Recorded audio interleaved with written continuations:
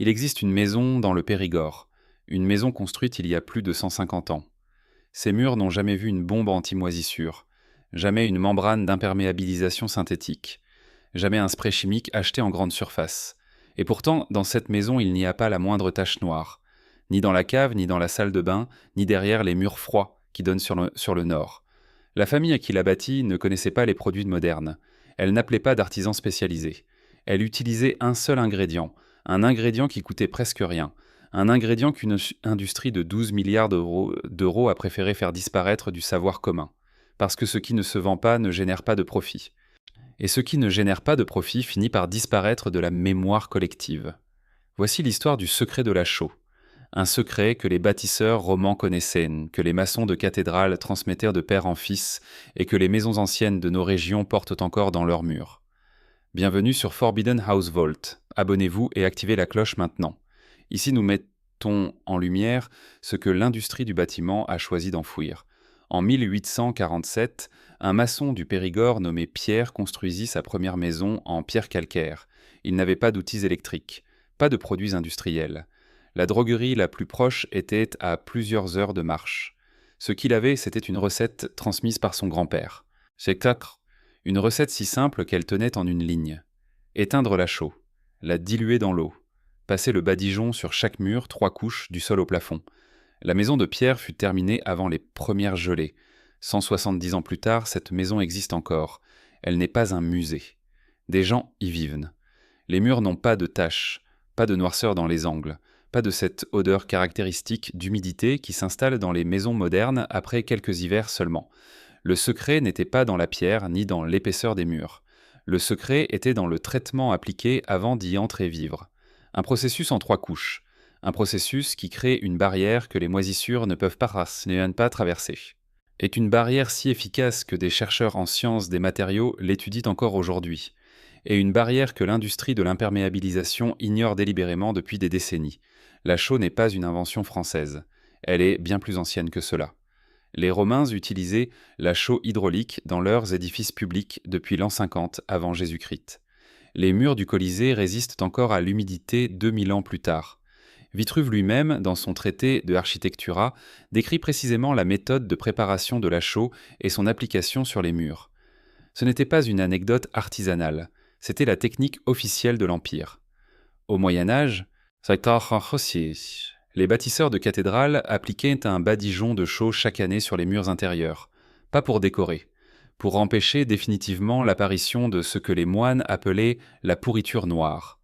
Les façades des châteaux de la Loire affichent encore aujourd'hui leurs murs centenaires grâce à ce même principe. Ce savoir a traversé les siècles avec les migrations des bâtisseurs. Il est resté vivant dans les régions rurales de France, en Bretagne, en Normandie, dans les maisons en pierre du Massif central, partout où les artisans n'avaient pas encore abandonné les méthodes qui fonctionnaient. Ce sont les régions où les maisons ne tombent pas malades. Maintenant, voyons pourquoi la chaux fonctionne d'un point de vue chimique. Ce n'est pas de la magie. C'est de la chimie élémentaire, et c'est précisément pour cette raison qu'on ne peut pas la breveter. Quand la chaux hydratée, l'hydroxyde de calcium est mélangé à de l'eau, elle forme un liquide fortement alcalin. Son pH est d'environ 12,4.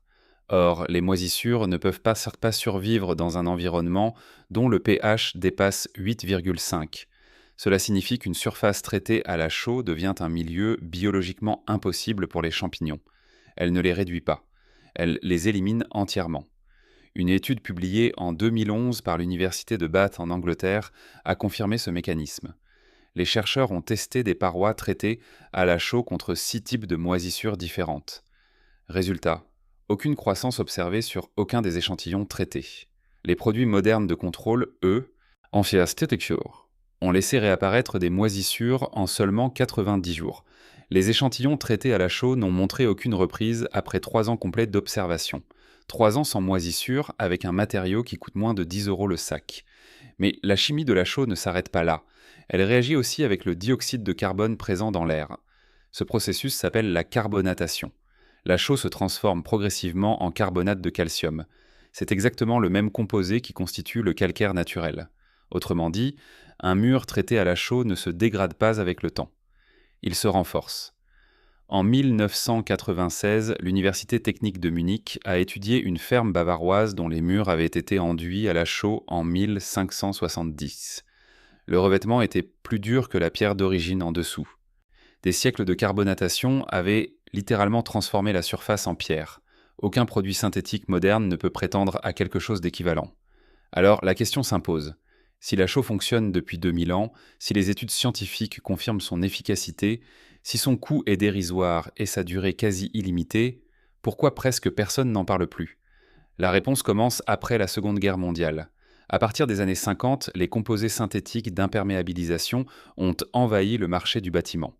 Des entreprises comme BASF, Dow Chemical et d'autres géants de la chimie détenaient des brevets sur ces nouveaux produits. Chaque tube vendu, chaque bidon écoulé, ou chaque application facturée générait des licences et des marges commerciales. La chaux hydratée, elle, est de l'hydroxyde de calcium, un composé naturel présent sur Terre depuis des milliards d'années. Personne ne peut le breveter. Personne ne peut en détenir la propriété exclusive. Et c'est pour cette raison qu'elle a commencé à disparaître. Pas une interdiction officielle. Quelque chose de beaucoup plus efficace. Une éviction silencieuse. La chaux a été progressivement retirée des manuels techniques, des formations professionnelles, des référentiels de construction. Non pas parce qu'elle échouait, non pas parce qu'elle était dangereuse, mais parce qu'elle ne générait pas de chiffre d'affaires. Comme le rappellent les historiens du bâtiment, et c'était l'avènement du Scienziation des matériaux industriels au XXe siècle qui a progressivement supplanté la chaux dans les esprits. Les besoins de construction rapide et massive de l'après-guerre ont favorisé les matériaux brevetables. Les produits qui se conditionnent, se distribuent, se rachètent.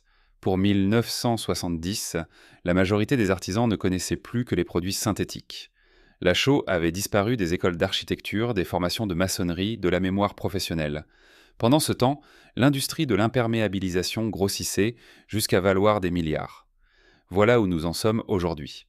Un rapport de l'Agence de protection de l'environnement américaine publié en 2019 révèle que 47% des maisons aux États-Unis présentent des moisissures actives. Après un demi-siècle de produits anti-humidité, près d'une maison sur deux est contaminée. Ces produits contrôlent le problème. Ils ne le résolvent jamais complètement. Et c'est précisément le modèle économique. Un problème résolu définitivement, c'est un client perdu. En France, les propriétaires dépensent en moyenne plusieurs centaines d'euros par an en produits de traitement des moisissures. Sur 30 ans, cela représente une somme considérable. Un traitement complet à la chaux coûte moins de 50 euros, appliqué une seule fois, avec une protection qui dure des décennies. Les données françaises sur les enduits apportés dus à la chaux sont sans équivoque. La CARS, les vieilles maisons traitées à la chaux, les pierres de taille badigeonnées, les caves enduites selon les méthodes traditionnelles, ne développent pas de moisissures.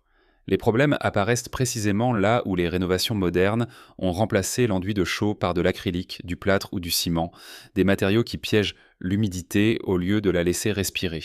Les murs à la chaux respirent comme la peau. L'humidité s'évacue. Les moisissures n'ont nulle part où s'installer. Si vous voulez appliquer cela chez vous, voici la méthode exacte. Achetez de la chaux hydratée, aussi appelée hydroxyde de calcium ou chaux aérienne. Un sac de 25 kg coûte entre 5 et 12 euros dans n'importe quel négoce de matériaux. Mélangez une partie de chaux pour 3 parties d'eau. Remuez jusqu'à obtenir un liquide homogène, blanc, de la consistance d'un lait épais. C'est ce qu'on appelle le lait de chaux. Appliquez ce mélange sur des murs propres et secs, à la brosse ou au rouleau à poils longs. Prévoyez au minimum 3 couches. Laissez sécher complètement entre chaque passage. Dans les caves, commencez par le bas et remontez vers le haut. Portez une attention particulière aux angles et aux jonctions entre le mur et le sol. C'est là que l'humidité s'infiltre en priorité. Laissez la dernière couche durcir pendant 72 heures minimum. Avec le temps, la surface deviendra de plus en plus dure. Après quelques mois, elle aura la consistance de la pierre, parce que chimiquement, elle s'est transformée en pierre. Une application unique. On aura des décennies de protection. Un coût si bas qu'il en paraît absurde. Et l'industrie le sait, depuis plus de 70 ans. Ce savoir n'a jamais vraiment disparu. Il est resté dans les murs des maisons en pierre de nos campagnes, dans les caves des vieilles fermes normandes, dans les façades blanches des villages provençaux. Il attendait simplement que quelqu'un rouvre le coffre. Si cette vidéo vous a été utile, abonnez-vous et partagez-la avec une personne. Chaque partage fait remonter ce savoir à la surface. Le lien est dans la description ou scannez le code à l'écran. Le prochain coffre s'ouvre bientôt, et ce qu'il contient sera encore plus impactant.